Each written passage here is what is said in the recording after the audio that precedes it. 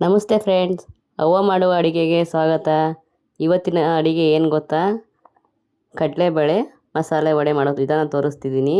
ಬನ್ನಿ ಹೇಗೆ ಮಾಡೋದು ಅಂತ ತೋರಿಸ್ತೀನಿ. ವಿಡಿಯೋ ಸ್ಟಾರ್ಟ್ ಮಾಡೋಣ ಬನ್ನಿ ಫ್ರೆಂಡ್. ಇವಾಗ ನಾನು ಒಂದು ಪ್ಲೇಟ್ಗೆ ಈರುಳ್ಳಿ, ಹಸಿಮೆಣಸಿನಕಾಯಿ, ಸಬ್ಸಿಗೆ ಸೊಪ್ಪು, ಕೊತ್ತಂಬರಿ ಸೊಪ್ಪನ್ನ ಕಟ್ ಮಾಡಿ ಇಟ್ಕೊಂಡಿದ್ದೀನಿ. ಮತ್ತು ಕಡಲೆಬೇಳೆನ ಒಂದು 5 ಗಂಟೆವರೆಗೂ ನೆನೆಸ್ಕೊಂಡು ತಗೊಂಡಿದ್ದೀನಿ. ಈಗ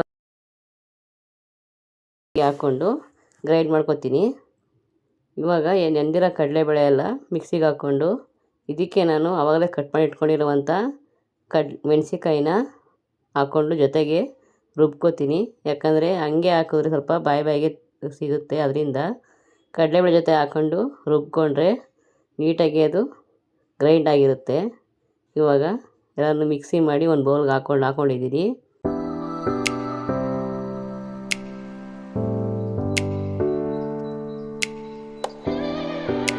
ಇವಾಗ ಆವಾಗಲೇ ಹೆಚ್ಚಿಟ್ಕೊಂಡಿರುವಂಥ ಈರುಳ್ಳಿ, ಕೊತ್ತಂಬರಿ ಸೊಪ್ಪು ಮತ್ತು ಸಬ್ಸಿಗೆ ಸೊಪ್ಪು ಹಾಕ್ಕೊಂಡು ಇದನ್ನೆಲ್ಲ ನಾನು ಮಿಕ್ಸ್ ಮಾಡ್ಕೊತೀನಿ.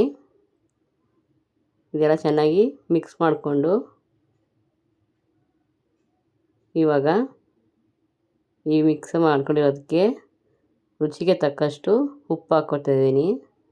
ಉಪ್ಪು ಹಾಕ್ಕೊಂಡು ಇದನ್ನು ಸ್ವಲ್ಪ ಎಲ್ಲ ಚೆನ್ನಾಗಿ ಮಿಕ್ಸ್ ಮಾಡ್ಕೊಳ್ಳೋಣ. ಇವಾಗ ಎಲ್ಲ ಮಿಕ್ಸ್ ಮಾಡ್ಕೊಂಡು ಇದನ್ನು ಎಲ್ಲ ಕಡಲೆಬೇಳೆ ವಡೆ ಎಲ್ಲ ಚೆನ್ನಾಗಿ ರುಬ್ಬಿರೋದೆಲ್ಲ ಚೆನ್ನಾಗಿ ಮಿಕ್ಸ್ ಆಗೋವರೆಗೂ ಮಿಕ್ಸ್ ಮಾಡ್ಕೊಳ್ಳೋಣ.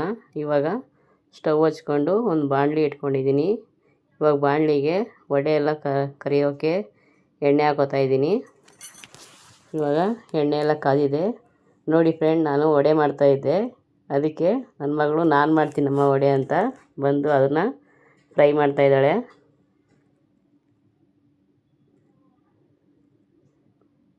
ಅವಳಿಗೆ ವಡೆ ಮಾಡಬೇಕು ಅಂದರೆ ತುಂಬ ಇಷ್ಟ. ಅದಕ್ಕೋಸ್ಕರ ಬಂದು ಅವಳೇ ನಾನೇ ಫ್ರೈ ಮಾಡ್ತೀನಿ ಬಿಡು ವಡೆನ ಅಂತ ಅವಳೇ ಫ್ರೈ ಮಾಡ್ತಾಯಿದ್ದಾಳೆ. ಇವಾಗ ಒಂದು ರೌಂಡು ವಡೆ ಚೆನ್ನಾಗಿ ಫ್ರೈ ಆಗಿದೆ. ಇದನ್ನು ಎತ್ಕೊಂಡು ಒಂದು ಪ್ಲೇಟ್ಗೆ ಹಾಕ್ಕೊಳ್ಳೋಣ. ಮತ್ತು ಇನ್ನೊಂದು ರೌಂಡು ಅದೇ ಥರ ವಡೆನ ಫ್ರೈ ಮಾಡ್ಕೊತಾಳೆ. ಇವಾಗ ಅದು ಚೆನ್ನಾಗಿ ಫ್ರೈ ಆಯಿತು. ಇದನ್ನು ಕೂಡ ಅದೇ ವಡೆಗೆ ಸೇರಿಸ್ಕೊಳ್ಳೋಣ, ಅದೇ ಪ್ಲೇಟ್ಗೆ. ಇವಾಗ ಪ್ಲೇಟ್ಗೆ ಸರ್ವ್ ಮಾಡ್ಕೊಳ್ಳೋಣ ಬನ್ನಿ. ವಡೆನೆಲ್ಲ ತುಂಬ ಚೆನ್ನಾಗಿ ಗರಿ ಗರಿಯಾಗಿ ವಡೆ ಬಂದಿದೆ ನೋಡಿ. ಒಂದೊಂದು ಕಾಳು ಕಾಣ್ತಾ ಇದೆಯಲ್ಲ, ಈ ರೀತಿ ನಾವು ರುಬ್ಕೊಂಡ್ರೆ ಕ್ರಿಸ್ಪಿಯಾಗಿ ವಡೆ ಚೆನ್ನಾಗಿರ್ತದೆ. ಇದನ್ನು ನಾವು ತಿಂಡಿಗೆ, ಊಟಕ್ಕೆ ಎಲ್ಲ ಮಾಡ್ಕೋಬೋದು. ಇದ್ರ ಜೊತೆಗೆ ಒಂದು ಲೋಟ ಕಾಫಿ, ಟೀ ಇದ್ದರೆ ತುಂಬ ಚೆನ್ನಾಗಿರ್ತದೆ. ಇವಾಗ ನೀವು ಒಂದ್ಸರಿ ಮಾಡಿ ನೋಡಿ, ತುಂಬ ಚೆನ್ನಾಗಿರ್ತದೆ.